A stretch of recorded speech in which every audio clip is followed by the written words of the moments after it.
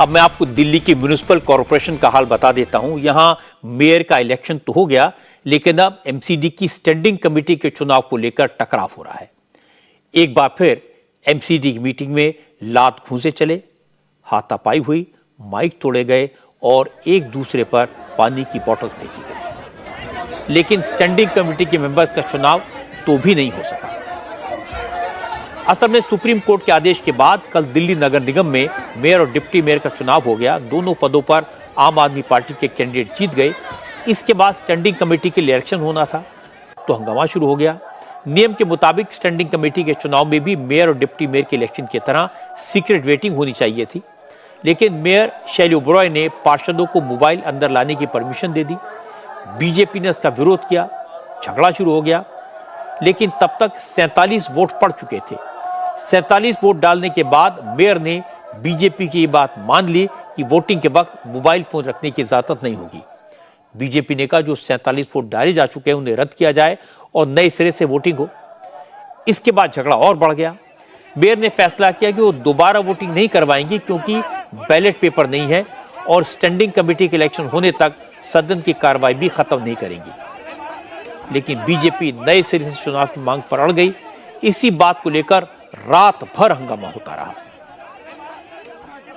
रात भर हंगामा हुआ तो सुबह तक बीजेपी के पार्षदों का सब जवाब दे गया। फिर बीजेपी के पार्षद अमित नागपाल ने बैलेट बॉक्स को उठाकर फेंक दिया। इसके बाद थप्पड़ चलने लगे, पानी की बोतल फेंकी जाने लगी। इतना ही नहीं, धक्का मुक्की दिखाई दी।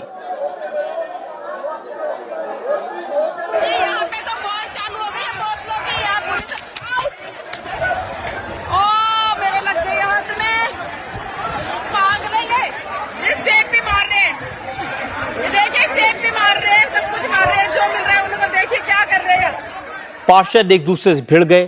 कुछ महिला पार्षद भी हाथ चलाती हुई और थप्पड़ मारती हुई दिखाई दी। कैमरे सब रिकॉर्ड कर रहे थे।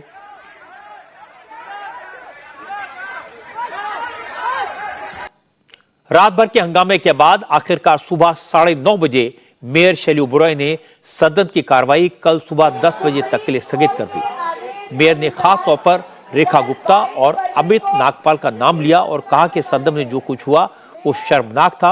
हंगामा करने वालों पर एक्शन लिया जाएगा। लेकिन इसका ज्यादा असर नहीं हुआ क्योंकि स्टैंडिंग कमेटी का इलेक्शन फिर भी नहीं हो पाया। मैं आपको बता देता हूं कि मेयर और डिप्टी मेयर का इलेक्शन जीतने के बाद भी आम आदमी पार्टी के नेता स्टैंडिंग कमेटी का इलेक्शन जीतने के लिए इतनी मशक्कत क्यों कर रहे हैं। असल में मेयर और डिप्टी मेयर का पद तो बड़ा है, लेकिन असली पावर स्टैंडिंग कमेटी के पास होती है। दिल्ली में नगर निगम की नीतियां बनानी हो या फिर दिल्ली के सैकड़ों करोड़ के प्रोजेक्ट हों, इन सब पर फाइनल फैसला स्टैंडिंग कमेटी का होता है। इसलिए जिसके पास स्टैंडिंग कमेटी में मेजॉरिटी होगी उसका कंट्रोल एमसीडी के करीब 16,000 करोड़ के बजट पर होगा। और स्टैंडिंग कमेटी के मामले में बीजेपी और आम आदमी पार्टी के बीच कांटे की टक्कर है।